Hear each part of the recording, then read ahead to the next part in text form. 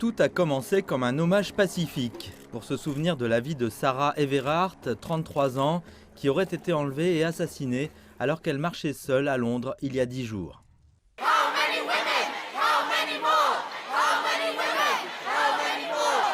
Mais à la tombée de la nuit, la scène est tombée dans le chaos. La police a tenté de dégager certains des manifestants lors de la veillée de samedi.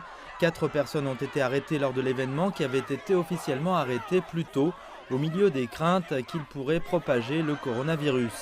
À la suite des affrontements, les agents ont défendu leurs actions. La police doit agir pour la sécurité des gens, c'est la seule chose responsable à faire. La pandémie n'est pas terminée et les rassemblements de certaines personnes de partout à Londres et au-delà ne sont toujours pas sûrs. D'autres disent que la police a eu la main lourde et c'est maintenant une querelle politique avec le chef de la police métropolitaine de Londres face à des appels à la démission. Le ministre de l'Intérieur du pays a qualifié les scènes de bouleversantes et a demandé un rapport complet sur l'incident. Plus d'1 millier de personnes ont assisté au rassemblement qui a eu lieu quelques heures après qu'un policier londonien en service a été accusé de l'enlèvement et du meurtre de Sarah. Et sa disparition dans les rues d'une grande ville a résonné avec d'autres.